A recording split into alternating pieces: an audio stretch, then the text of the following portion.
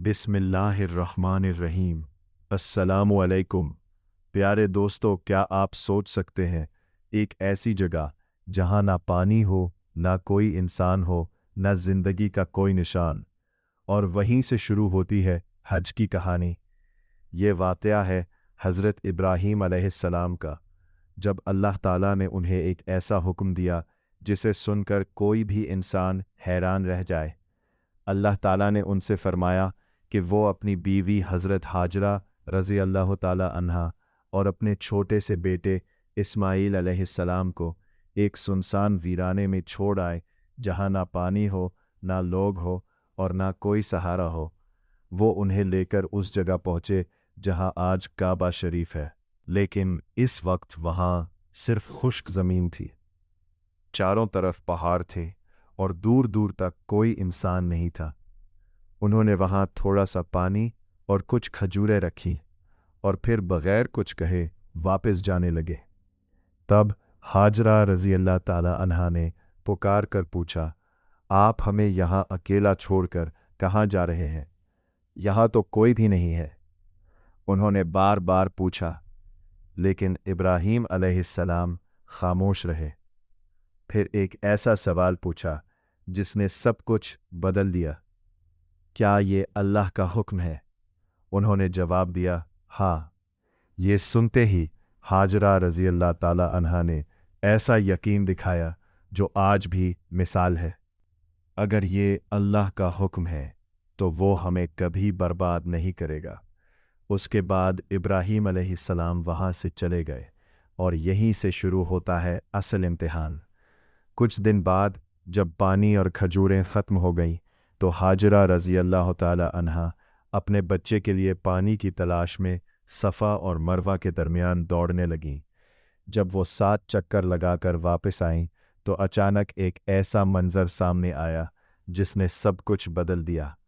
उन्होंने देखा कि जहाँ छोटे इस्माईल अलैहिस्सलाम प्यास की वजह से ज़मीन पर लेटे हुए अपनी एड़ियाँ रगड़ रहे थे, इसी जगह से अल्लाह ताला ने पानी निकाल दिया है। कोई आम पानी नहीं था, ये अल्लाह की तरफ से भेजा गया रहमत का चश्मा था। हाजरा रज़ी अल्लाह ताला अन्हा फ़ौरन उस पानी की तरफ दौड़ी और उसे संभालते हुए कहने लगीं, ज़मज़म, यानी रुक जा, ठहर जा, ताकि ये पानी बहकर ख़त्म ना हो जाए। इसी वजह से इस मुबारक पानी को आब ज़मज़म कहा जाता है। बाद में इसी जगह को एक कुएं की शक्ल दे दी गई जो ज़मज़म का कुआं और बेर इस्माईल के नाम से मशहूर हुआ।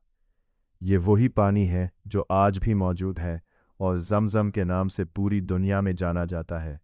और जिन 2 पहाड़ों के दरमियान वो एक माँ अपने बच्चे के लिए दौड़ी थी, उन्हें आज सफ़ा और मरवा के नाम से जाना जाता है। एक माँ का अपने बच्चे के लिए इस तरह दौड़ना अल्लाह को इतना पसंद आया कि उसे हज और उम्रा का हिस्सा बना दिया गया और क़यामत तक के लिए ये इबादत कायम कर दी गई। इसके बाद इब्राहीम अलैहिस्सलाम वापस आए।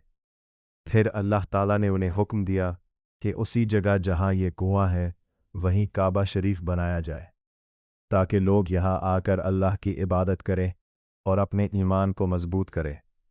जब काबा की तामीर शुरू हुई तो जैसे जैसे दीवारें ऊंची होने लगीं, एक वक्त ऐसा आया जब इब्राहीम अलैहिस्सलाम का हाथ ऊपर तक नहीं पहुंच पा रहा था। तभी अल्लाह के हुक्म से एक पत्थर लाया गया, लेकिन ये कोई आम पत्थर नहीं था। जैसे जैसे दीवार ऊंची होती, ये पत्थर खुद ब खुद ऊपर उठ जाता और इब्राहीम अलैहिस्सलाम उस पर खड़े होकर तामीर करते रहते। मौजिज़े के तौर पर उस पत्थर पर उनके पैरों के निशान मोम की तरह छप गए और यही पत्थर आज भी मकाम इब्राहीम के नाम से काबा के पास एक सुनहरे शीशे के स्टैंड में मौजूद है। इसके साथ ही जब दीवार मुकम्मल होने वाली थी तो सिर्फ एक पत्थर की जगह बाकी रह गई थी। तभी हज़रत जबरील अलैहिस्सलाम जन्नत से एक ख़ास पत्थर लेकर आए जिसे हजर अस्वद कहा जाता है। उसे काबा के एक कोने में लगाया गया ताकि हाजी यहीं से अपना तवाफ़ शुरू करे। और आज भी हर हाजी की ये ख्वाहिश होती है कि वो इस जन्नती पत्थर को बोसा कर सके। پھر کعبہ اور اس مبارک پانی کی وجہ سے مکہ آہستہ آہستہ آباد ہونے لگا اور ایک مشہور شہر بن گیا۔ لیکن وقت گزرنے کے ساتھ سب کچھ بدلنے لگا۔ لوگ اصل راستے سے ہٹنے لگے اور کعبہ کی اصل توحید آہستہ آہستہ کمزور پڑ گئی۔ پھر آیا وہ دور جسے ایام جاہلیت کہا جاتا ہے۔ یہ حج کی تاریخ کا سب سے اندھیرا حصہ تھا۔ ابراہیم علیہ السلام کی توحید کی تعلیم کو بھلا کر لوگوں نے کعبہ کے ارد گرد بلکہ اس کے اندر تک 360 الگ الگ بت سجا دیے تھے۔ ہر قبیلے کا اپنا ایک الگ بت تھا اور حج جو عبادت تھی وہ ایک میلے میں بدل گیا۔ لوگ ننگے ہو کر کعبہ کا طواف کرتے، سیٹیاں بجاتے، تالیاں پیٹتے۔ خدا کی عبادت کے بجائے وہ دکھاوا تھا، قبائلی فخر تھا۔ یہ حالت ایک دن یا ایک سال نہیں بلکہ صدیوں تک چلتی رہی۔ پھر اچانک تاریخ نے کروٹ لی۔ 7ویں صدی میں پیغمبر محمد صلی اللہ علیہ وآلہ وسلم نے مکہ کو فتح کیا 630 عیسوی میں، اور یہیں سے سب کچھ بدلنا شروع ہو گیا۔ اس کے بعد 632 عیسوی میں آپ نے اپنا آخری حج ادا کیا، اور اسی حج میں حج کے تمام طریقے صاف صاف بتا دیے گئے۔ لیکن اصل لمحہ ابھی باقی تھا۔ عرفات کے میدان میں آپ نے ایک ایسا خطبہ دیا جس نے پوری دنیا کی سوچ بدل دی۔ 1 لاکھ سے زیادہ لوگوں کے سامنے آپ نے اعلان کیا کہ آج سے تمام جاہلیت کی رسمیں ختم کی جاتی ہیں، اور پھر آپ نے وہ الفاظ فرمائے جو آج بھی انسانیت کے لیے پیغام ہیں۔ اے لوگوں، تمہارا رب ایک ہے اور تمہارا باپ بھی ایک ہے۔ کسی عربی کو کسی غیر عربی پر اور کسی کالے کو کسی گورے پر کوئی برتری حاصل نہیں، سوائے اس کے جس کے دل میں اللہ کا خوف زیادہ ہو۔ یہ صرف ایک خطبہ نہیں تھا، اعلان تھا جس نے نسل، رنگ اور قبیلے کے فرق کو مٹا دیا، اور حج کو ہمیشہ کے لیے برابری اور اتحاد کا سب سے بڑا ذریعہ بنا دیا۔ یہیں سے حج اسلام کے 5ویں رکن کے طور پر مکمل طور پر قائم ہو گیا، اور پھر اسلام تیزی سے پھیلنے لگا۔ شروع کی صدیوں میں لوگ حج کے لیے اکیلے نہیں بلکہ قافلوں کی شکل میں سفر کرتے تھے۔ دنیا کے مختلف حصوں سے بڑے بڑے قافلے نکلتے تھے۔ دمشق، قاہرہ اور کوفہ جیسے شہروں سے یہ قافلے روانہ ہوتے تھے۔ یہ کوئی عام سفر نہیں تھا، یہ ایک لمبا، مشکل اور صبر مانگنے والا سفر ہوتا تھا۔ سفر مسلم حکمرانوں کے انتظام میں ہوتا تھا، جو راستوں کی تیاری کرتے اور قافلوں کی حفاظت کا پورا خیال رکھتے۔ لیکن ان سب کے درمیان کچھ سفر ایسے بھی ہوئے جو تاریخ میں ہمیشہ کے لیے درج ہو گئے، اور ان میں سے ایک سفر سب سے زیادہ مشہور ہوا۔ سال 1324 کا، جب مالی سلطنت کا بادشاہ مانسا موسیٰ حج کے لیے نکلا۔ یہ کوئی چھوٹا قافلہ نہیں تھا، اس میں 60,000 سے زیادہ لوگ شامل تھے، اور ان کے ساتھ 80 اونٹ ایسے تھے جن پر سینکڑوں کلو سونا لدا ہوا تھا۔ جہاں جہاں مانسا موسیٰ گزرے وہاں وہاں انہوں نے اتنا سونا دان کیا کہ قاہرہ جیسے بڑے شہروں میں سونے کی قیمت تک گر گئی، اور وہاں کی مالی حالت پر سالوں تک اثر پڑا۔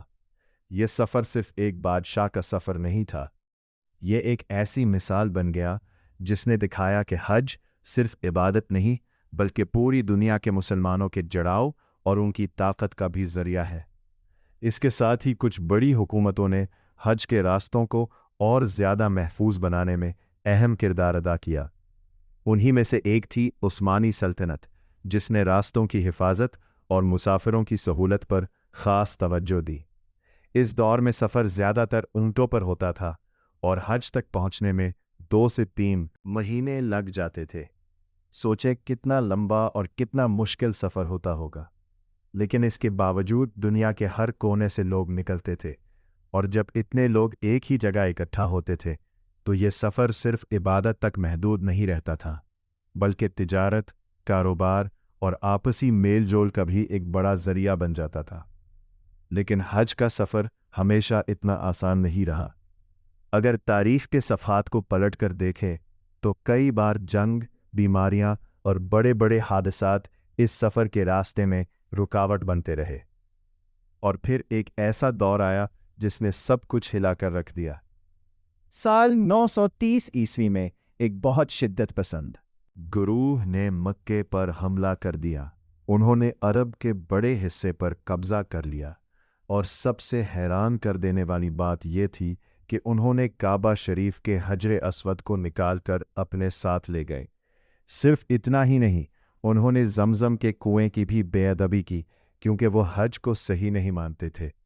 इस एक हमले की वजह से करीब 20 साल तक हज ठीक से अदा नहीं हो सका। आखिरकार अब्बासी हुकूमत को हजर अस्वद वापस लेने के लिए बड़ी रकम अदा करनी पड़ी। लेकिन मुश्किलात यहीं ख़त्म नहीं हुई। सियासी झगड़ों ने भी हज के रास्ते को कई बार रोक दिया। साल 983 में इराक और शाम के अब्बासी हुक्मरानों और मिस्र के फ़ातिमी हुक्मरानों के दरमियान टकराव हुआ, जिसकी वजह से करीब 8 साल तक लोग हज नहीं कर सके। फिर आया एक और इम्तिहान बीमारियों का। 1861 में एक ख़तरनाक बीमारी मक्का में फैल गई, जिसमें बहुत बड़ी तादाद में लोग मारे गए, और उसके बाद कई सालों तक बार बार बीमारियां फैलती रही, जिसकी वजह से हज को कई बार रोकना पड़ा। 1846 में हैज़ा की बीमारी आई, जिसमें हज़ारों लोगों की जानें चली गईं। और फिर वक्त आगे बढ़ा, लेकिन मुश्किलात मुकम्मल तौर पर ख़त्म नहीं हुईं। 1987 में एक बड़ा हादसा हुआ, जब एक ग्रुप और सिक्योरिटी फोर्सेस के दरमियान झड़प हो गई, और इस टकराव में 400 से ज़्यादा हज्जाज की जान चली गई। ये सब सुनकर ऐसा लगता है जैसे ये सफ़र रुक जाना चाहिए था, लेकिन ऐसा कभी नहीं हुआ। इन तमाम मुश्किलात, जंगों और हादसात के बावजूद हज का सिलसिला कभी मुकम्मल तौर पर ख़त्म नहीं हुआ, बल्कि हर दौर में लोग फिर से उठे और इस इबादत के लिए निकल पड़े। आहिस्ता आहिस्ता वक्त बदलने लगा और सफ़र के तरीके भी आसान होने लगे। फिर एक नया दौर आया जब भाप के जहाज़ और रेलगाड़ियां शुरू हुईं। अब हज का सफ़र पहले से आसान होने लगा। यहाँ तक कि गरीब मुसलमान भी बड़ी तादाद में हज पर जाने लगे। जहाज़ों में सबसे सस्ती टिकट लेकर सफ़र करते और बहुत मुश्किल हालात में लंबा सफ़र तय करते। फिर दूसरा बड़ा तब्दीली आई जब दूसरी आलमी जंग के बाद हवाई सफ़र आसान हो गया, और यहीं से हज करने वालों की तादाद बहुत तेज़ी से बढ़ने लगी, और आज हज दुनिया का सबसे बड़ा इंसानी इज्तिमा माना जाता है। हालिया वक्त में 2019 में करीब 25 लाख लोगों ने हज किया। लेकिन फिर अचानक एक ऐसा दौर आया जिसने पूरी दुनिया को रोक दिया, कोविड-19। इसकी वजह से 2020 और 2021 में बहुत कम लोगों को ही हज की इजाज़त मिल सकी। हर साल लाखों का इज्तिमा अब सिमट कर बहुत छोटा हो गया था, लेकिन फिर हालात बदले और 2023 में एक बार फिर लाखों लोग हज के लिए पहुंचने लगे। आज हर साल दुनिया के 160 से ज़्यादा ममालिक से मुसलमान मक्का आते हैं। वो एहराम पहनते हैं, काबा का तवाफ़ करते हैं, सफ़ा और मरवा के दरमियान सई करते हैं, अरफात में रुकते हैं और जुमरात पर कंकरियाँ मारते हैं। ये सफ़र सिर्फ़ इबादत नहीं है, बल्कि दुनिया भर के मुसलमानों की एकता और भाईचारे का सबसे बड़ा निशान है। लेकिन आज के दौर में एक नई चैलेंज सामने आ रही है, बढ़ती हुई गर्मी। इसी को देखते हुए सऊदी हुकूमत ने हज्जाज की हिफाजत के लिए अपने इंतज़ामात और भी ज़्यादा मजबूत कर दिए हैं। ख़ास तौर पर 2026 के हज को लेकर गर्मी से बचाव पर ज़्यादा तवज्जो दी जा रही है। सायादार जगहों को बढ़ाया जा रहा है, पानी के स्टेशनों की तादाद बढ़ाई जा रही है, मोबाइल ठंडी हवा देने वाले यूनिट्स लगाए जा रहे हैं, और लोगों को गर्मी से बचने के बारे में आगाह किया जा रहा है। उम्मीद की जा रही है कि 2026 में भी लाखों की तादाद में हज्जाज हज के लिए आएंगे, और हुकूमत का कहना है कि पूरी तैयारी की जा रही है ताकि हज्जाज को राहत और आराम मिल सके। अब अगर इस पूरे सफ़र को समझें तो हज सऊदी अरब के कई अहम मकामात पर अदा किया जाता है।